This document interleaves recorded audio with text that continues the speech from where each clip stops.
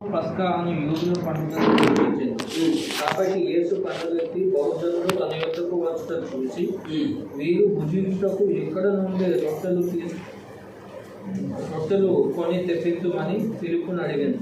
కానీ ఏమి చేయనై ఉండెనో తానే ఎరిగియుండియు అతనిని పరీక్షించుటకు అలాగడిగాను. అందుకు ఫిలిప్పు వారిలో ప్రతి వాడును కొంచెం కొంచెము పుచ్చుకున్నటకైనను 200 దేనారముల రొట్టెలు చాలవని ఆయనతో చెప్పాను. సరే, ఏం జరుగుతుందనంటే ప్రభు యేసు పస్కా రోజున, పస్కా పండుగ సమీపంలో తిబిరియా సముద్రము, గలిలీ సముద్రం దాటి అతనికి వెళ్ళారు. రోగుల ఎదుట ఆయన చేసిన సూచక్రియలు చూసి బహుజన సమూహంలో ఆయన వెంబడించారు. యేసు కొండ ఎక్కి అక్కడ తన శిష్యులతో కూడా కూర్చున్నాడు. అప్పుడు పస్కా అని యూదుల పండుగ సమీపించారు. కాబట్టి యేసు కనులెత్తి బహుజన సమూహము తన యొద్దకు వచ్చుట చూచి, బహుజన సమూహం చూడండి, పస్కా పండుగ రోజున జనం అందరూ గ్యాదర్ అవుతారు కదా, ఆ వచ్చినటువంటి బహుజన సమూహం క్రీస్తు ప్రభు దగ్గరికి వస్తున్నారు. వస్తుంటే ప్రభు చూశాడు. ప్రభు చూసి, వీరు భుజించుటకు ఎక్కడి నుండి రొట్టెలు కొని తెచ్చుమని ఫిలిప్పుని అడిగాను. కానీ ఫిలిప్పుని అడిగాడు. ఫిలిప్పు ఏ ఊరోడు? ఫిలిప్పు ఏ ఊరోడు అండి? యోహాను సువార్త 1:5 బేత్సయిదా వాడు. కాబట్టి ఫిలిప్పుని అడిగాడు. ఆ ఊరికి దగ్గరే ఫిలిప్పుది, లోకలర్ కాబట్టి ప్రభు ఫిలిప్పుని అడిగాడు. ఇంతమందికి భోజనం చేయటానికి భోజనం ఎక్కడ రొట్టెలు కొని తేవాలని ఫిలిప్పుని అడిగాడు. అప్పుడు ఫిలిప్పు చెప్పిన సమాధానం ఏంటంటే, వీరిలో యేసు ఏమి చేయనయుండెనో తాను ఎరిగి అతనిని పరీక్షించడానికి అలాగే. అంటే యేసు ప్రభు వాళ్ళకి ఏం చేయాలనేది ముందు ప్లాన్ ఉంది, ఏం చేయడానికి ఆయన ఉద్దేశించడం ప్లాన్ ఉంది. కానీ ఫిలిప్పును పరీక్షించడానికి ప్రశ్న అడిగాడు, ఇన్ని రొట్టెలు ఎక్కడి నుంచి కొని తెద్దాం అని అడిగాడు. అప్పుడు ఫిలిప్పు అంటున్నాడు, వారిలో ప్రతి వాడును కొంచెం కొంచెం పుచ్చుకొనుటకైనను 200 దేనారముల రొట్టెలు చాలవని 200 దేనారముల రొట్టెలు చాలవని అతను వెంటనే క్యాలిక్యులేట్ చేసేసాడు. ఒక దేనారము ఒక రోజు కూలి అంటే 200 మంది కూలి డబ్బులు పెట్టినా ఇక్కడ ఉన్నటువంటి జనాంగము తినడానికి కొంచెం కొంచెం కూడా మనం సర్దలేము అని అన్నాడు. ఇప్పుడు ఒక రోజు కూలి ఎంత సార్? 1000 రూపాయలండి. 1000 రూపాయలు. మరి 200 రోజు కూలీలు అంటే ఇప్పుడున్న డబ్బుల ప్రకారం ఒక 2 లక్షల రూపాయలు. 2 లక్షల రూపాయలతో రొట్టెలు కొని తెచ్చినా సరే వీళ్ళకి సర్దలేము మనం అని చెప్పేసరికి అప్పుడు ఏం జరిగింది?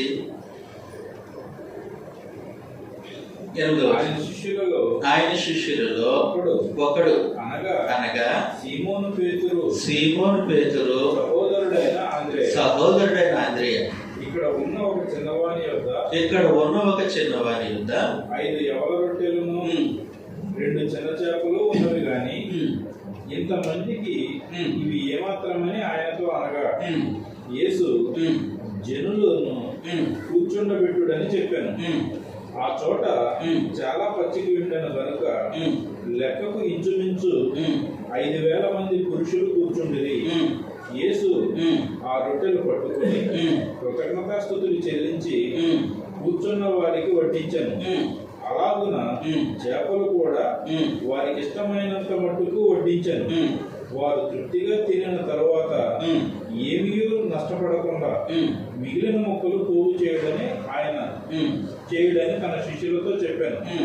కాబట్టి వారు భుజించిన తరువాత వారి యొద్ద మిగిలిన 5 యవల రొట్టె ముక్కలను పోగు చేసి 12 గంపలు నింపిరి.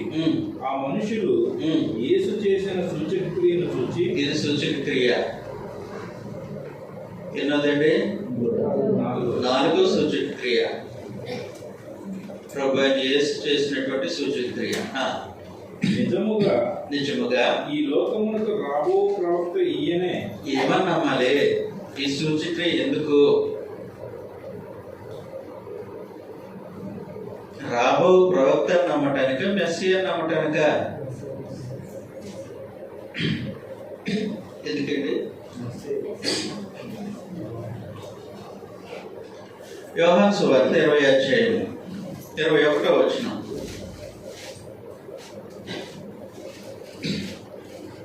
అప్పుడు యేసు మరలా మీకు సమాధానం కలుగును గాక. 21వ అధ్యాయం అండి, 20వ వచనంలో నుండి. పేతురు వెనుకకు తిరిగి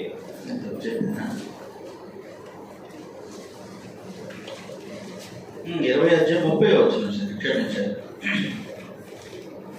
మరియు అనేకమైన ఇతర సూచక క్రియలను యేసు తన శిష్యులు ఎదుట చేశాను. అవి ఈ గ్రంథమందు వ్రాయబడి ఉండలేదు గాని యేసు దేవుని కుమారుడైన క్రీస్తు అని మీరు నమ్మునట్లును. కాబట్టి ప్రభువైన యేసు చేస్తున్నటువంటి సూచన క్రియలను చూస్తున్నటువంటి వారు, అనుభవిస్తున్న వారు ఆయన ఏమని నమ్మాలి? కానీ వీళ్ళు ఏమని నమ్ముతున్నారు అంటే, రాబో ప్రవక్త నువ్వేనా అన్నారు. రాబో ప్రవక్త నువ్వేనా అన్నారు. ఇలాగో అడగటానికి కారణం ఏమనంటే, రాబో ప్రవక్తల గురించి చెప్పింది పాత ప్రవక్తకు ఆయన ఉన్నారు. ఆయన ఎవరు? మోషే. ద్వితీయోపదేశకాండము 18వ అధ్యాయం 18వ వచనంలో, ద్వితీయోపదేశకాండం 18వ అధ్యాయం 18వ వచనం. వారి సహోదరులలో నుండి నీ వంటి ప్రవక్తను వారి కొరకు పుట్టించదను, అతని నోట నా మాటలు నుంచుదును అని దేవుడు మోషేతో చెప్పినప్పుడు, ఆ ఇంకొక ప్రవక్త, మోషే లాంటి ఇంకొక ప్రవక్త వస్తారు అని ఎదురు చూస్తున్నారు. అసలు మోషే వంటి ప్రవక్త ఏం చేశాడు? మోషే ప్రవక్తగా ఉన్నప్పుడు ఏం చేశాడు? దేవునికి మొరపెట్టాడు. పరలోకం నుండి, ఆ ఆకాశం నుండి మన్నా కురిసింది. ఆ మన్నాను వీళ్ళు భుజించాడు. కాబట్టి మార్గమంతా మోషే బ్రతికినంత కాలం, చివరికి వీళ్ళు కణంలోనికి ప్రవేశించేంత వరకు ఆకాశం మన్నాను వీళ్ళు భుజిస్తేనే ఉన్నారు. ఇప్పుడు ఏం జరిగిందంటే, ప్రభువైన యేసు దానికంటే ఒక అద్భుతమైనటువంటి కార్యక్రమాన్ని జరిగించారు. సూచక క్రియ. 5 రొట్టెలు 2 చిన్న చేపలు 5,000 మందికి పంచి ఇచ్చేశారు. వీళ్ళకి అర్థమైపోయింది, ఫీడింగ్ ప్రాఫిట్ కోసం చెప్పాడు ఎవరు? దేవుడు. ఆయన మనకు మన్నా ఇచ్చినట్టు ఈయన మనకు రొట్టెలు పెట్టాడు. కాబట్టి రాబో ప్రవక్త ఈయనైనా అని అన్నారు.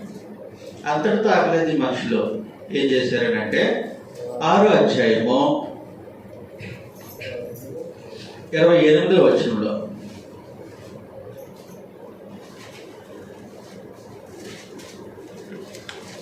వారు మేము దేవుని క్రియలు జరిగిన 27 నుంచి చదువుతాం సార్. క్షయమైన ఆహారం కొరకు కష్టపడకుడు గాని నిత్య జీవము కలుగజేయు అక్షయమైన ఆహారం కొరకే కష్టపడుడి. మనుష్య కుమారుడు దానిని మీకు ఇచ్చును. ఇందుకై తండ్రి అయిన దేవుడు ఆయనకు ముద్ర వేసి ఉన్నాడని చెప్పాను. కాబట్టి ఈ సూచక క్రియ ప్రభువైన యేసు చేసిన కారణం ఏమనంటే, మనుష్య కుమారుడు అక్షయమైన ఆహారము మీకు అనుగ్రహిస్తాడు. మోషే ఏమిచ్చాడు? క్షయమైందా అక్షయమైందా? క్షయమైన ఆహారం. కానీ ప్రభువైన యేసు ఏమిస్తారు? అక్షయమైనటువంటి ఆహారాన్ని ఆయన ఇస్తారు. అది తెలియచేయటానికి సూచక క్రియ. ఎంతమందికి ఇస్తారు? ఎంతమంది అక్షయమైనటువంటి ఆహారం కొరకు ఎదురు చూస్తూ ఉన్నారో వారందరికీ ఇస్తాడు. ఓకే, చదివేశాను.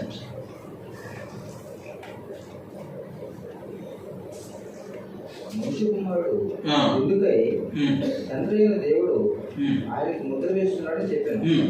వారు ఉమ్. మేము దేవుని క్రియలు జరిగించుటకు మేము దేవుని క్రియలు జరిగించుటకు ఏమి చేయవలని ఆయన అడుగుగా ఏమి చేయవలనని ఆయన అడుగగా యేసు యేసు ఆయన పంపిన వారి యందు ఆయన పంపిన వాని యందు మీరు విశ్వాసం ఉంచితే మీరు విశ్వాసం ఉంచుటియే దేవుని క్రియ అని దేవుని క్రియ. వారితో చెప్పాను. ఉమ్. వారు ఉమ్. అట్లయితే ఉమ్. మేము చూచి ఉమ్. నేను విశ్వసించుటకు మేము చూచి నిన్ను విశ్వసించుటకు నీవు ఏ సూచక క్రియ చేస్తున్నావు, ఏ సూచిక క్రియ చేస్తున్నావు, ఏమి జరిగించుచున్నావు, ఏమి జరిగించుచున్నావు, భుజించుటకు భుజించుటకు పరలోకం నుండి ఆయన ఆహారము వారికి అనుగ్రహించను అంటే మనల్ని అనుగ్రహించారు అని రాయబడినట్లు అని వ్రాయబడినట్లు మన పితరులు అరణ్యంలో మన్నాను భుజించరని అరణ్యంలో మన్నాను భుజించరని ఆయనతో చెప్పారు. ఆయనతో చెప్పారు. కాబట్టి యేసు పరలోకం నుండి వచ్చు పరలోకము నుండి వచ్చు ఆహారము మోసే మీకు ఇవ్వలేదు. ఉమ్. నా తండ్రియే ఉమ్. పరలోకం నుండి వచ్చి నిజమైన ఆహారము ఉమ్. మీకు అనుగ్రహించుచున్నాడు. ఉమ్. పరలోకం నుండి దిగివచ్చి ఉమ్.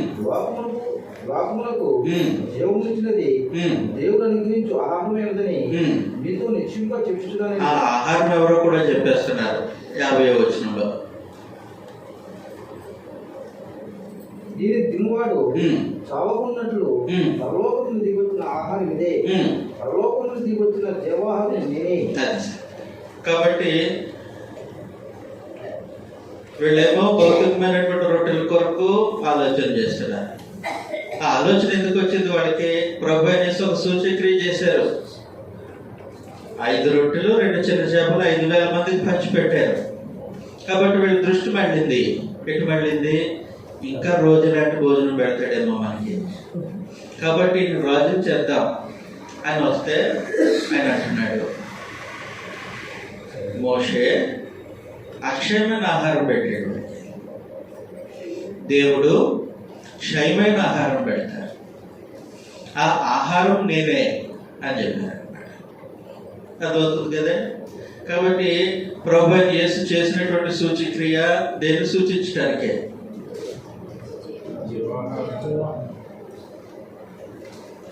5 రొట్టెలు 2 చిన్న చేపలు సూచక్రియ దేనిని సూచించడానికి? దేవత్వం. కరెక్టే. దేనిని సూచించడానికి? అక్షయమైన ఆహారము, జీవాహారము ఈయనే. ఎవరో? ఆయనను జీవాహారంగా అనుగ్రహించింది ఎవరో? దేవుడు. ఈ ఆహారం తినేవాళ్ళు నిరంతరం జీవిస్తారు. ఏంటి ఆహారము? నేనే అన్నారు కదా, నువ్వెలాగా ఆహారం అవుతావు? నువ్వెలాగా ఆహారం అవుతావు మాకు? ఇది పెద్ద ప్రశ్న. చదువుతాం ఈ సంగతిని మనం 6వ అధ్యాయంలోనే 52వ వచనంలో నుండి, దీనిని తినవాడు చావకున్నట్లు పరలోకం నుండి దిగి వచ్చిన ఆహారం ఇదే. పరలోకం నుండి దిగి వచ్చిన జీవాహారము నేనే. ఆయనను ఈ ఆహారమును భుజించితే వాడెల్లప్పుడూ జీవించు. మరియు నేనిచ్చు ఆహారము లోకమునకు జీవము కలగైన నా శరీరమే అని మీతో నిశ్చయముగా చెప్తున్నాను. కాబట్టి నా శరీరమే ఆహారం అన్నారు యూదులు. ఈయన తన శరీరం ఎలా తిననీయడని ఒకరితో ఒకరు వాదించుకోవాలి. అవునా? ఏసి మీరు మనిషి కుమారుని శరీరం తిని ఆయన రక్తము త్రాగితేనే గాని మీలో మీరు జీవం గలవారు కాదు. నా శరీరము తిని నా రక్తము త్రాగువాడే నిత్య జీవం గలవాడు. అంత్యదినమున నేను వారిని లేపుతాను. నా శరీరము నిజమైన ఆహారమును, నా శరీరము నిజమైన ఆహారమును, నా రక్తము నిజమైన పానమునైనది. నా రక్తము నిజమైన పానమునై ఉన్నది. నా శరీరము తిని నా రక్తము త్రాగువాడు నా యందును నేను వాని యందును నిలిచినందును. జీవము గల తండ్రి నన్ను పంపెను గనుక నేను తండ్రి మూలముగా జీవించున్నట్లే నన్ను తినవాడును నా మూలముగా జీవించును. ఇదే పరలోకం నుండి దిగి వచ్చిన ఆహారం. ఇతరులు మర్మాన చనిపోయినట్టు కాదు. ఈ ఆహారం తినవాడు ఎల్లప్పుడూ జీవించనని నిత్యముగా మీతో చెప్తున్నాను. ఆయన కర్తవ్యంలో సమాజ మందిరంలో ఈ మాటలు చెప్పారు. కపెర్నహూములో బోధించు సమాజ మందిరంలో ఈ మాట చెబితే యూదులు దానికి అభ్యంతరం పడిపోయారు. 60వ వచనంలో ఆయన శిష్యులలో అనేకులు ఈ మాట విని ఇది కఠినమైన మాట, ఇది ఎవరు వినగలని చెప్పుకున్నది. యేసు తన శిష్యులు దీనిని గురించి చదువుకుంటున్నారని తనకు తానే ఎరిగి వారితో ఇట్లనెను, దీని వలన మీరు అభ్యంతరపడుతున్నారా? అలాగైతే మనిషి కుమారుడు మీకున్న చోటునకు ఎక్కుట మీరు చూసిన ఎడల ఏమందరు? ఆత్మీయ జీవితం చేస్తున్నది, శరీరం కేవలం నిష్ప్రయోజనం. నేను మీతో చెప్పి ఉన్న మాటలు ఆత్మయు జీవమునై ఉన్నవి కానీ మీరు విశ్వసించిన వారు కొందరున్నారని చెప్పేశారు, వారితో చెప్పారు. కాబట్టి జీవాహారము క్రీస్తు ప్రభు అని అంటే నన్ను భుజించిన వాడు నిరంతరము జీవిస్తాడు అని అంటే అక్కడ చెప్తున్నటువంటి మాట ఏంటంటే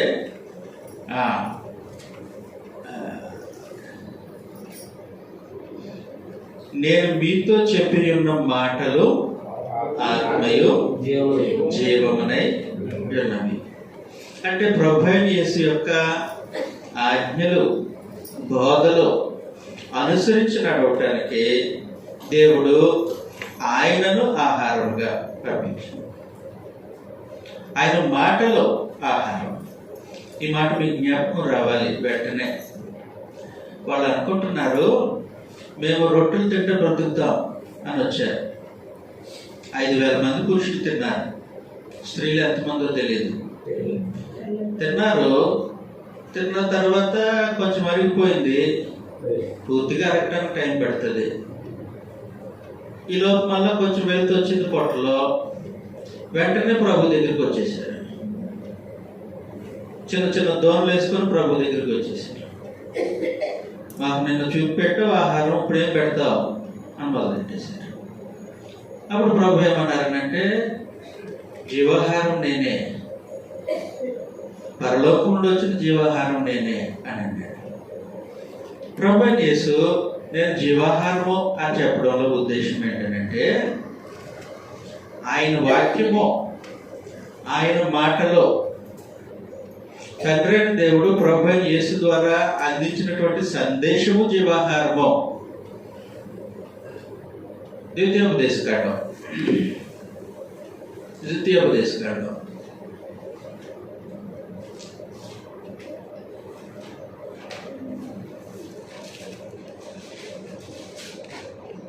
8వ అధ్యాయం 3వ వచనంలో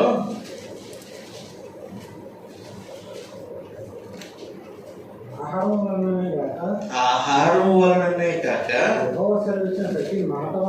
యెహోవా సెలవిచ్చిన ప్రతి మాట వలన నరులు బ్రతుకుదురని. అది మనుషులు దేనిని బట్టి జీవనం బ్రతుకుతారు? ఆహారాన్ని బట్టి కాదు, దేవుడిచ్చిన ప్రతి మాటను బట్టి నరులు బ్రతుకుతారు. ఇప్పుడు దేవుడు తన మాటలు ఎవరి ద్వారా ఇస్తున్నారు? ఎవరి ద్వారా? యేసు ప్రభు ద్వారా ఇస్తున్నారు. మనుషులు జీవించడానికి కావలసినటువంటి ఆహారాన్ని దేవుడు క్రీస్తు ప్రభు ద్వారా ఇస్తున్నారు. అది చూడాలి వాళ్ళు.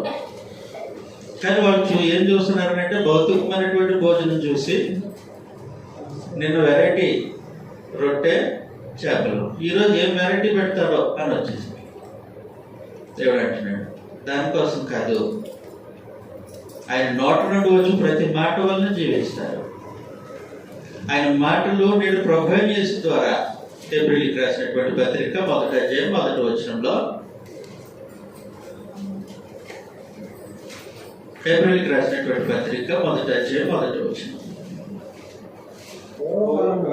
పూర్వకాలమందు నానా సమయములలోనూ నానా విధములుగాను ప్రవక్తల ద్వారా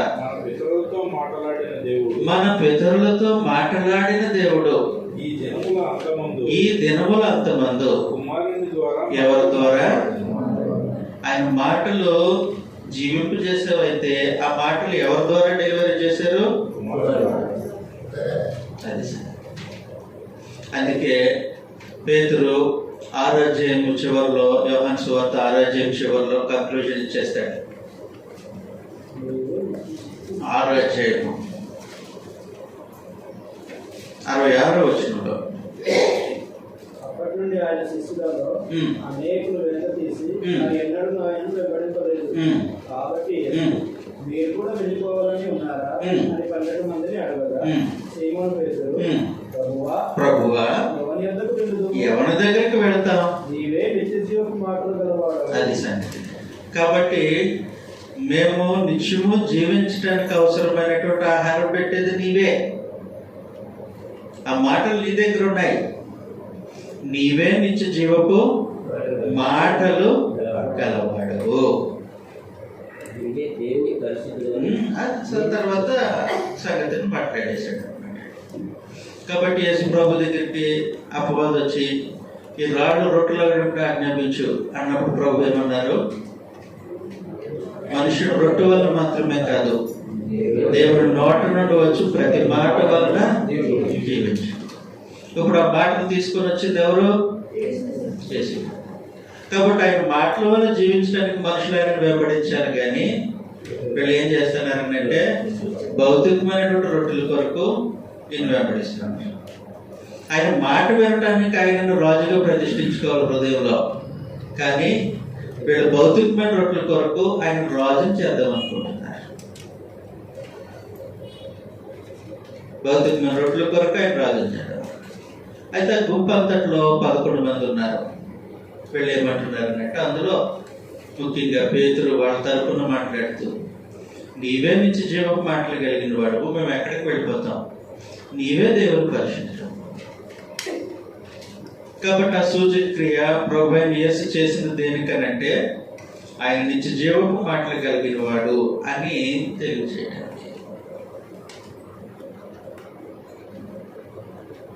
నానా సమయంలో నానా విధములుగా తన ప్రవక్తల ద్వారా పితరులతో మాట్లాడిన దేవుడు ఈ దినములు ఎంతమందో కుమారుడు ద్వారా ఆహారం పెట్టేసాడు మనకి. ఆ కుమారుడు ఎలాంటి వారు? ఆయన మహిమ యొక్క తేజస్సును, ఆయన తత్వం యొక్క గుర్తుమత్వం ఉన్నాయండి. ఆయన తన మహత్తు గల మాట చేత సమస్తమును నిర్వహించచ్చు.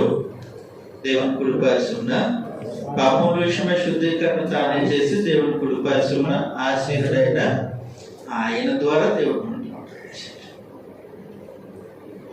అది యోహాను సువార్త చదివే విధానం.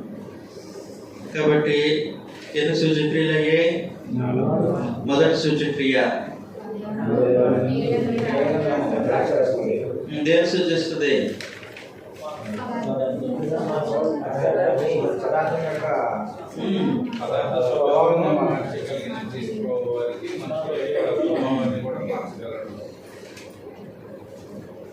మాస్టర్ ఆన్ ద మ్యాటర్ అంటే పదార్థం పైన క్రీస్తు ప్రభు అధికారి. ఓకే. రెండో సూచక్రియ ప్రభు చేసిన రెండో సూచక్రియ ప్రధాని కుమారుణ్ణి స్వస్థపరిచాడు. దగ్గరికి వెళ్ళా, ఇక్కడి నుంచి మాట చెప్తే అక్కడ స్వస్థత జరిగింది. ఇది master on distance, master over the distance. తర్వాత మూడవది, మూడవ సూచక్రియ ఆయన విశ్రాంతి దినానికి ప్రభు అయి ఉన్నాడు. దేవుడు పనిచేస్తూ ఉన్నారు, ఆయనతో పాటు ఈయన కూడా పనిచేస్తున్నారు. తర్వాత